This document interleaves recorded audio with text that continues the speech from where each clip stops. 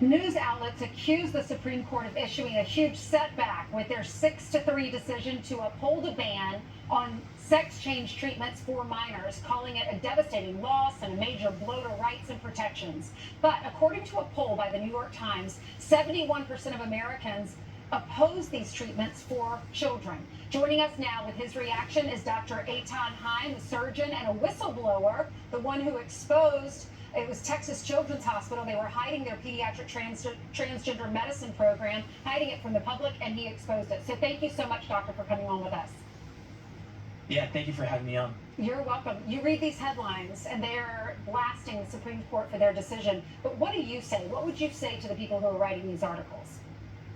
You know, I think it makes complete sense that they're blasting the Supreme Court decision, because when the media perpetuated the lies surrounding quote-unquote gender-affirming care, they made themselves complicit in one of the most heinous crimes against children in the history of medicine, right? You have these children who are sterilized and mutilated, and the adults, the ones who were supposed to protect them, were the ones who were exploiting their vulnerability in order to benefit their own false virtue, right? It's like the innocence and misery of the innocent was harvested in order for the benefit of the wicked.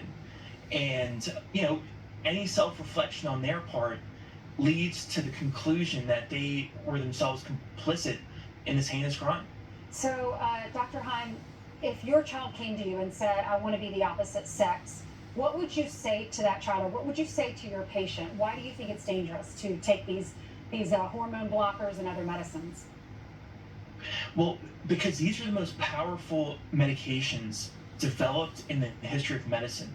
Like, puberty blockers are used in a very, very select number of endocrine pathologies. Hormones also are used in a very select number of diseases. And the key word is disease. There has to be a diagnosable problem that you have. And if you do not have that problem, then the only thing these doctors are doing is exposing the patient to risk with no benefit. Like, I'm about to do a bunch of surgery on a bunch of patients. Today's my operating room day. Like, the reason I'm operating on them is because they have a disease. They have a diagnosable problem.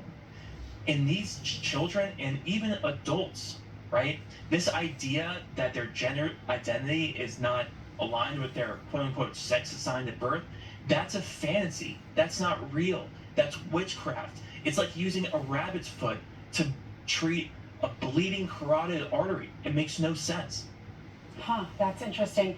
There are some people that we've interviewed that have detransitioned and they regretted having their breasts removed at a young age or taking some of these hormones and that kind of thing. And they say the doctor would tell their parents, well, you either need to do this or your child's going to commit suicide.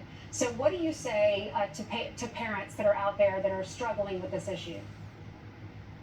You know, I think that it's hard to tell them exactly what to do and what to say, because every child is different. Every person who's going through this is different. They're going through it for different reasons. And I think it really depends on the situation, because some people need tough love. Some people need to be cut off completely. And some people need to be withdrawn from a social environment that's very poisonous. And, you know, it's important to remember the idea that if they don't have these interventions, they're going to kill themselves. That's a lie. Mm-hmm. That's not true. That was confirmed in the Supreme Court, the oral arguments in November of 2024. Okay. The lead attorney for the ACLU, Chase Strangio, this woman, even, you know, in an exchange with Justice Alito, had confirmed there's no evidence to show that. There's no evidence to show that there's a decrease in completed suicide, right? It's a kind of a bait and switch, right? It's actually suicidality. It's the thoughts of suicide Dr. Haim, I'm so that they've kind sorry. of showed. This is so interesting. I could talk to you for a long time about this. Thank you so much for coming on. I wish you all the best with your surgeries today, but we've got to go to a break. Thank you for coming on. Thank you. You're welcome. It's been 50 years since Jaws made audiences terrified to go into the water. That milestone next.